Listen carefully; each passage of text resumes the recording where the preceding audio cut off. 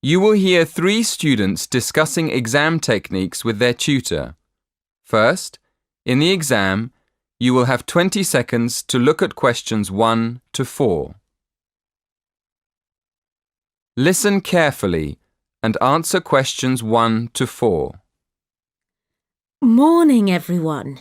I thought we'd get together today and just talk about exam techniques. I'm sure everyone has different ideas about them. So, shall we find out what you do first when you get into an exam? Check that you have the right exam paper? It sounds funny, but students do actually answer the wrong exam paper sometimes. So check that it's your exam first. Then what? Write your examination number on the answer sheet? Well, it might sound obvious, but writing your examination number at the beginning of the exam can be a good idea. Apart from making sure the examiner knows who wrote the exam, can anyone say why? It can help you relax? Yes, that's right. Doing something easy like that gives you a chance to calm down. Right, so what do you do next? Read the questions carefully. Well, before you read the questions, what should you do? Read the instructions. Yes, you should read the instructions next. You need to know how many questions you have to answer and whether you have to answer all the questions or only some. What other important information do you need to check before you start? How much time you have? Yes, Jerry's right.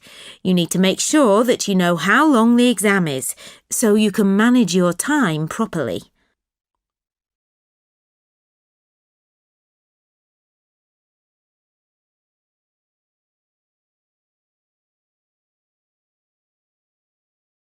You will have 20 seconds to look at questions 5 to 8.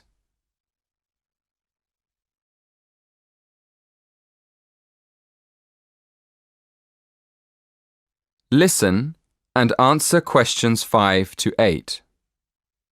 OK, what do you do next? Read the questions. Yes, it's very important to read the questions, not just once, but several times. I usually make a few notes when I'm looking at the questions. Sometimes a question looks easy, and then when you start writing, you realize that it's actually more difficult than you thought. Yeah, but you don't want to spend too much time writing notes. No, but it's a good idea to jot down a few ideas to see if you can remember the arguments for the topics you studied most. Once we've decided, is it better just to start at the beginning and answer the questions as they appear on the exam, or should we start with the easy questions? Well, I start with the questions that I know better and leave the ones I'm not sure of for the end. That's what I do. But I still keep an eye on the clock, especially when the questions are all worth the same number of marks.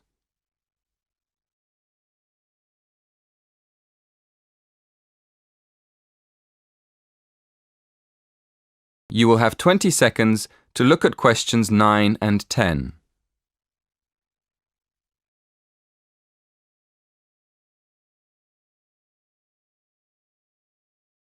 Listen and answer questions 9 and 10. Mac's right. If you write one very good answer, but it's only worth 30% of the marks, you still lose the other 70% on that exam.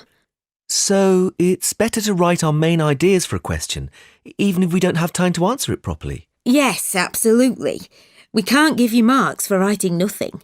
But if you give us your main ideas, we can give you some marks. Oh, really? I wish I'd known that in my last exam.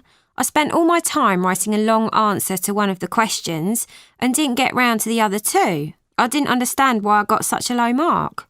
Yeah, that's what happened to me. Luckily, my tutor explained it afterwards, so I never did that again.